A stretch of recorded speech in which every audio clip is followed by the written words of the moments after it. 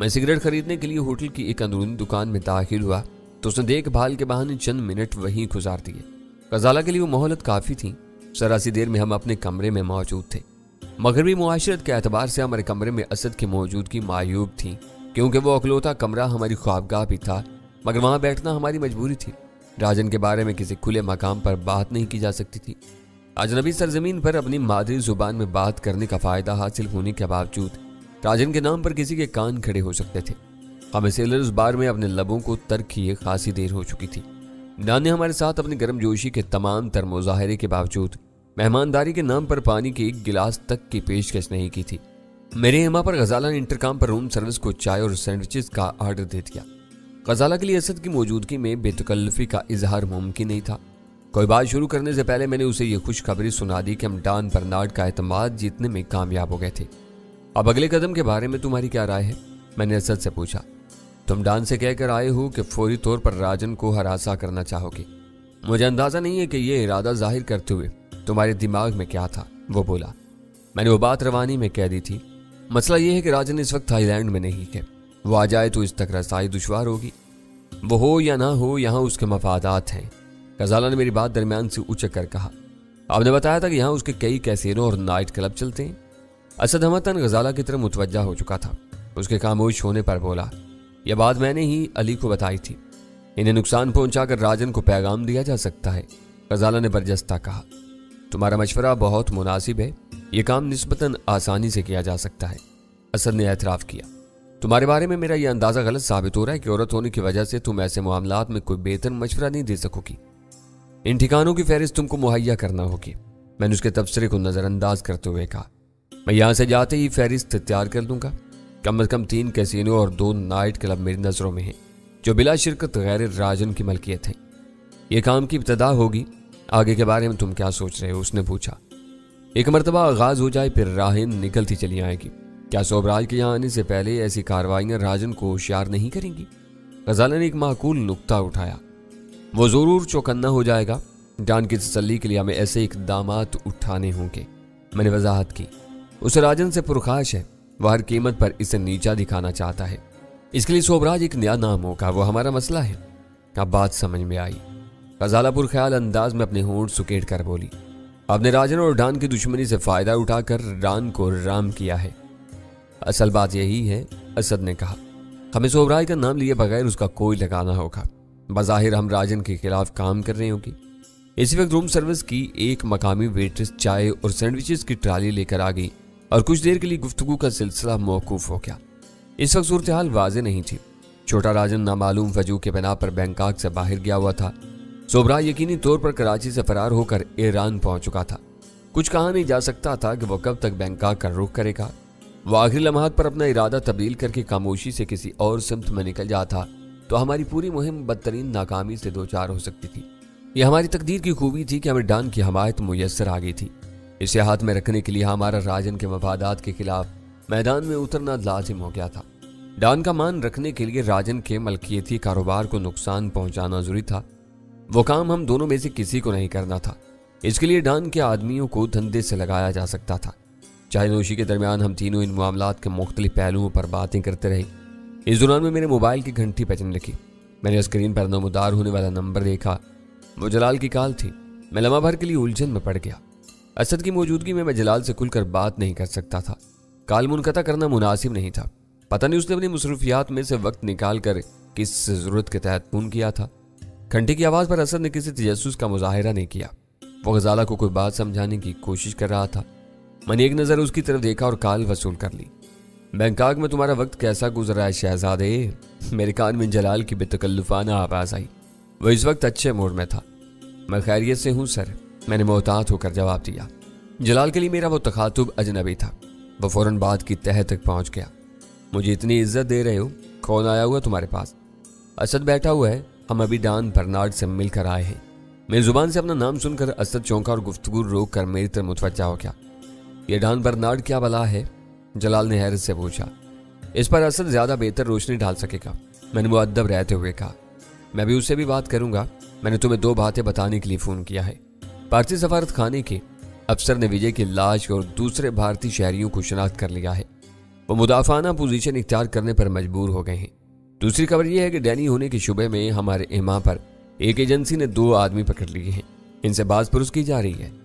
दोनों खबरें अच्छी हैं। डैनी का किस्सा कहीं न कहीं खत्म होना चाहिए। असद को इससे बहुत ज्यादा हमदर्दी हो गई है। इस बार असद अपनी जगह पर बेचैनी से पहलू बदल कर रह गया। इसे यह पता नहीं चल सका था कि मैं जलाल से बात कर रहा था, लेकिन मेरे लबल है जैसे उसने इतना जरूर समझ लिया था कि मैं रुतबे में अपने से बड़े आदमी से गुफ्तगू में मसरूफ था। मालूम होता है कि तुमने इस बेचारे के साथ कोई शरारत की है। इसे परेशान मत करो, वो बहुत मेहनती और मुहब्बे वतन आदमी है। मैंने उसे जरा सा मजाक किया था, जिस पर वो परेशान है। आप इसे बता दें कि मैं भी डैनी का खैर खा हूँ। मैं इसकी उलझन दूर कर दूंगा। और हाँ, ये भी सुन लो कि वो दोनों न्यूयॉर्क पहुंच गए हैं। अव्वल खान ने आखिरी लम्हात में अपना मोबाइल फोन रीटा को दे दिया था। इस नंबर पर भी रोमिंग खुल चुकी है, चाहो तो इससे बात कर सकते हो। इतला देने का शुक्रिया। मैं फोन असद को दे रहा हूँ। 1 मिनट ठहरो।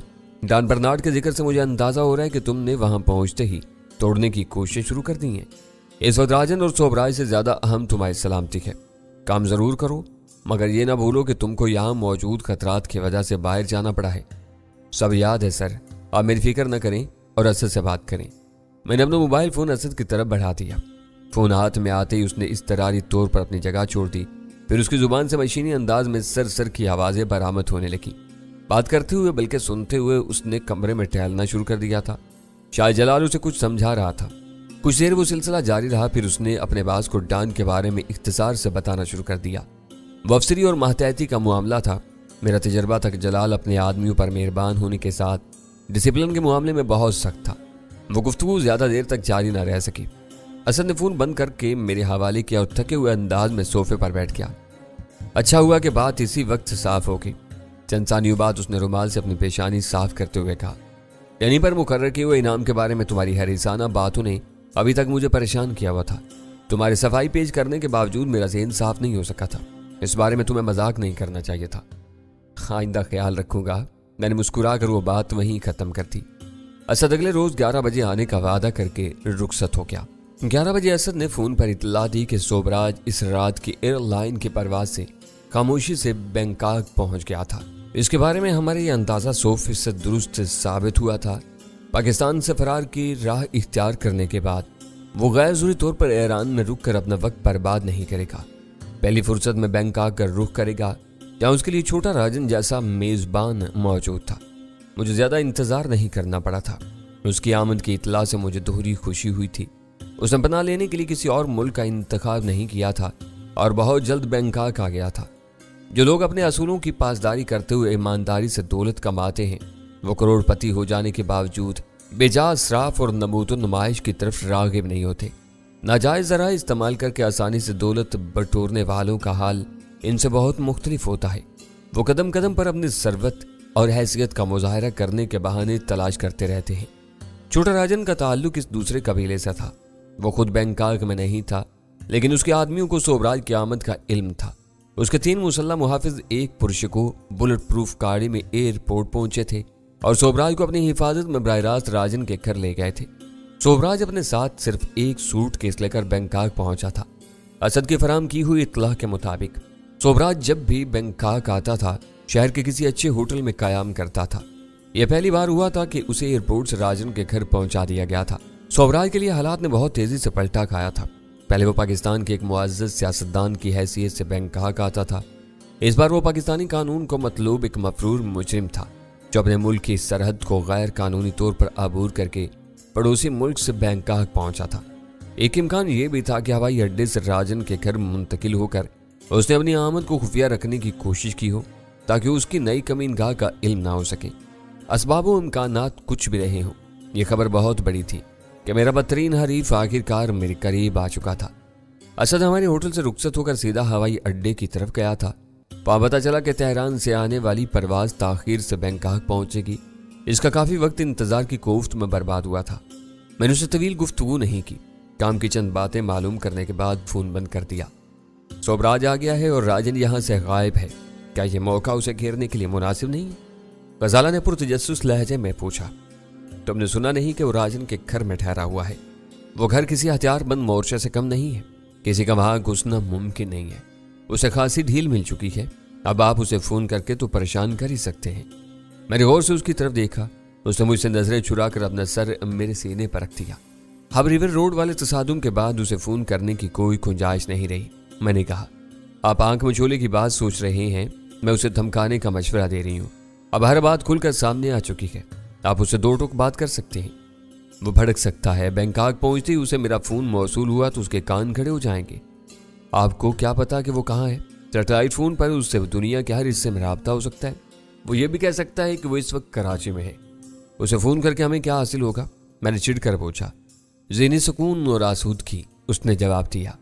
लड़ाई का बुनियादी असूल यह है कि अपने दुश्मन को कभी चैन से न बैठने दो। मार न सको तो उसे भगाते रहो। आपका एक फोन उसकी रातों की नींद हराम कर देगा।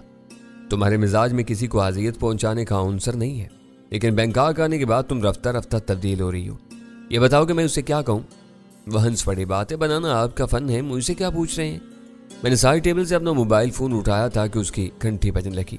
मैंने स्क्रीन पर नजर डाली और वहां अव्वल खान का फोन नंबर देखकर गजाला से कहा, लो, अमेरिका से तुम्हारी चाहती का फोन आ गया।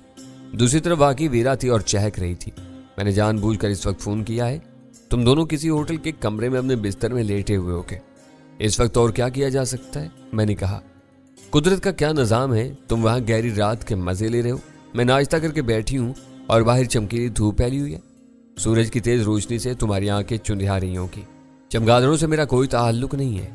रातों को जागना और दुश्मन की तलाश में मारे मारे फिरना तुम्हारा शौक है। ये तुम ही को मुबारक हो। खिसियानी बिल्ली खंबा नोच रही है। दुश्मन के पीछे जाना हर एक के बस की बात नहीं है। इन खराबात को छोड़ो और ये बताओ कि तुम क्या कर रहे हो? सोबराज कहाँ है? राजन का क्या बन रहा है? वो अचानक अपने मुद्दा पर आ गई। जब तक वो मेरे साथ थी, मैं हर बात में उसका मशवरा जरूर लेता था। इस मुशावरत में अक्सर कोई नई राह सोच जाया करती थी। इस वक्त मुझसे हजारों मील दूर मुख्तलिफ माहौल में बैठी हुई थी। इसे सारी तफसीलात बताने का कोई फायदा नहीं था। मैं इसे कोई एक बात बताता और वो बाल की खाल निकालना शुरू कर देती। गुफ्तगू का सिलसिला तवील से तवील तर होता चला जाता। मेरे और उसके मोबाइल फोन हमारी अपनी मलकियत नहीं थे। वो दोनों अव्वल खान बल्कि STF की मलकियत थे। हमें इसमें कार्ड डालना था, न कोई बिल अदा करना था। इंटरनेशनल रोमिंग पर तवील फासले की गुफ्तगू के जारी अखराजात अव्वल खान के सर जाने थे। बेहतर यह था कि फोन के इस्तेमाल में एहतियात बरती जाती। मैंने बेपरवाही से कहा, अभी हर तरफ सन्नाटा है। खमरली रावी चैन ही चैन लिख रहा है। दिन में शहर घूमते हैं, रात को पापसार कर सो जाते हैं। यह चंद दिनों की बात है। जलाल के दिए हुए ट्रेवल चेक जल्द हलाल करना पड़ेंगे। ये सही तुम पर भी लागू होता है। तुम्हारा जोड़ीदार कहाँ है? वो मेरे लिए नाकाबिले फहम आदमी है। वो गहरा सांस लेकर बोली। जहाज में सवार होने के बाद यूं खोया खोया नजर आ रहा था, जैसे अपनी माँ से बिछड़ा हुआ बच्चा। पता नहीं उसकी अकल कब बालिग होगी। फिक्र न करो, अमेरिका में कुछ दिन तुम्हारे साथ रहेगा तो बलूगत के सारे रमूज समझ जाएगा। शायद वो इस काबिल ही नहीं है। लंदन से परवाज के बाद जरा सी देर के लिए मेरी आंख लग गई और मेरी गर्दन ढलक गई।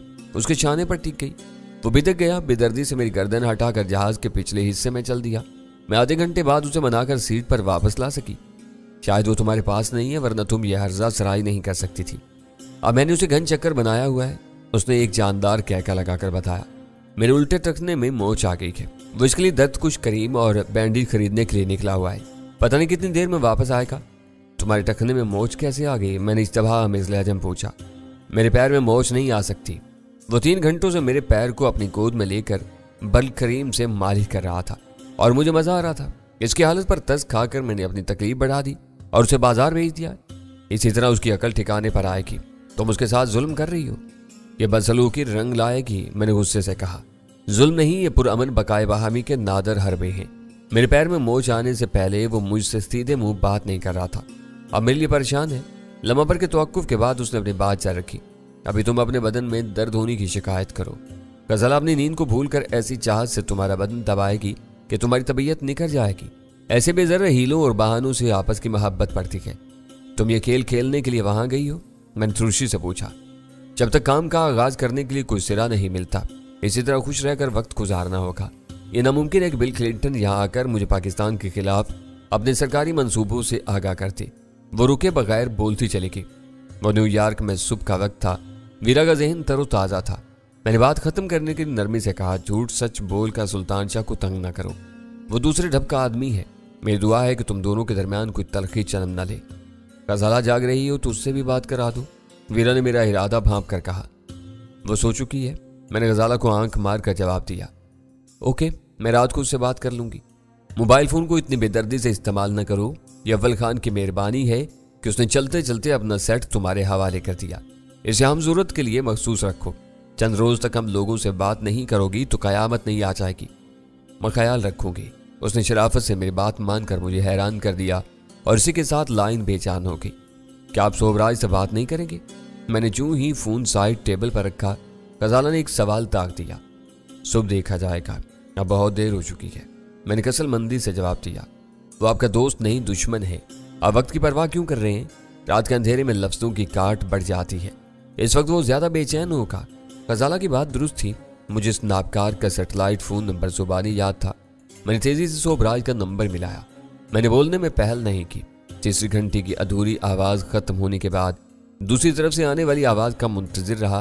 फिर मेरे कान में सोबराज की मानूस से हेलो गूंजी। मुझे दुख है कि तुम अभी तक जिंदा हो, मैंने सर्द और जहरीली आवाज में कहा। और यही रंज मुझे भी है। लम्हा भर के बाद सोबराज की आवाज आई। तुम परले दर्जे के मक्कार और दगाबाज हो।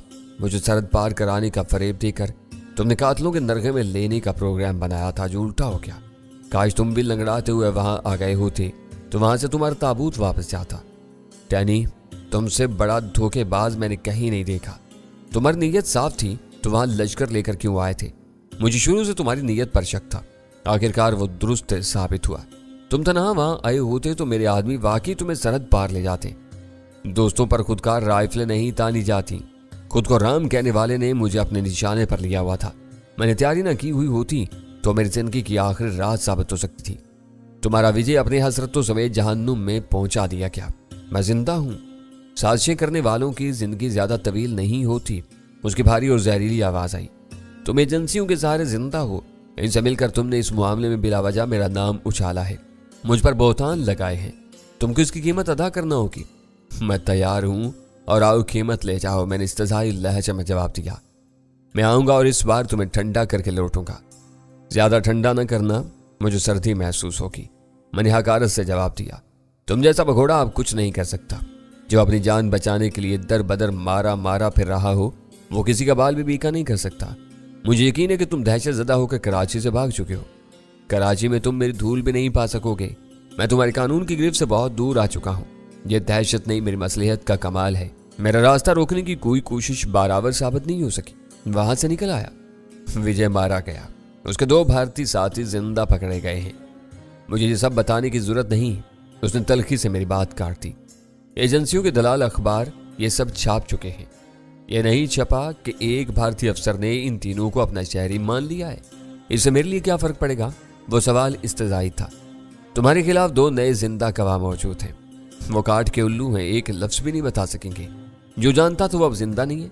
उसने फातिहाना लहजे में मुझे आगाह किया। मेरी ये बात लिख लो कि अब तुम बहुत जल्द मारे जाओगे। मुझे बता दो कि तुम कहाँ हो, मैं अपनी गर्दन समेत तुम्हारे पास आ जाऊंगा। अब यह खेल खत्म हो गया। रोज़े अव्वल से मुझे तुम्हारी नीयत पर भरोसा था, न तुम मुझ पर एतमाद करने के लिए तैयार थे। दोनों खुद को होशियार समझकर एक दूसरे पर चालें चल रहे थे, शतरंज खेल रहे थे। अब ये बसात तो उलट चुकी है।